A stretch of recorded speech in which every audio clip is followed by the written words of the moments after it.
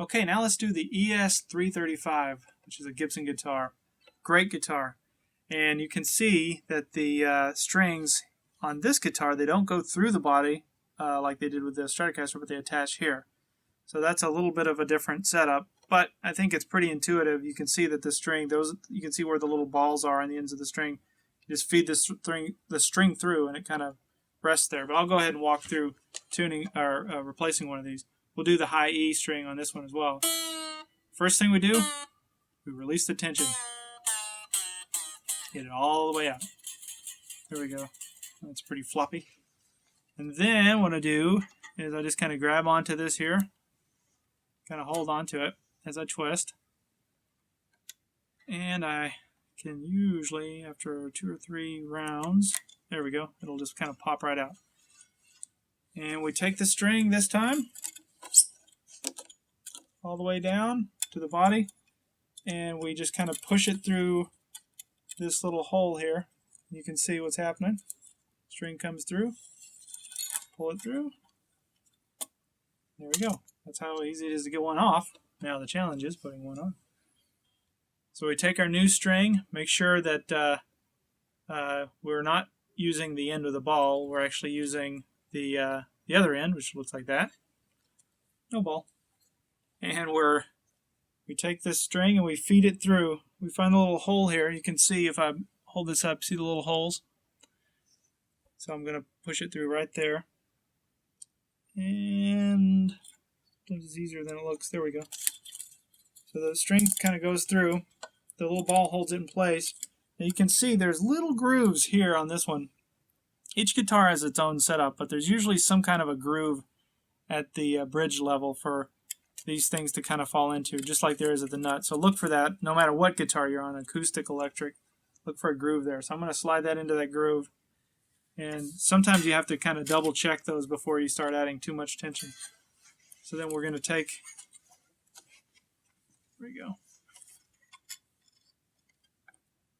Take the guitar up, the string up here, and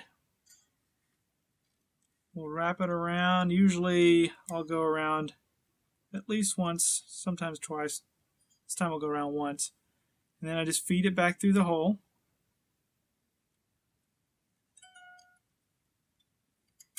Pull it tight. There we go. Now all I got to do is add the tension. Now you can see I'm making sure that it's in the groove here. And as I add a little more tension, I'll make sure it's in the groove at the bridge too. So what we're going to do, wrong one, is we're going to twist it. Again, turning it towards the body on either side. That's how I do it. That's how I remember. Now, if I were to add the tension that way, it would work just the same. I mean, it's just turning, right? So it's just adding tension, but you want to keep them kind of unified. You can hear the tension being added. Now, before I get too tight, I make sure of 2 things. Make sure, one, that it's in the nut.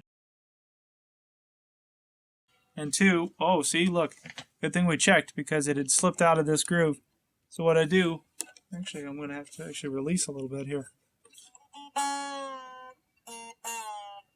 Release some of the tension, and then I'll take this and I'll kind of lift it up and pop it into place. Now it's in the groove. So you want to make sure of that. You want to make sure that it's in both of those grooves.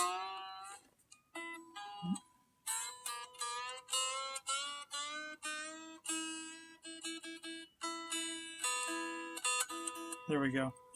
And this guitar is great, so easy to tune. And what we do, again, we are 5th fret, 2nd string, and that matches pretty good. I'll do my old bend trick.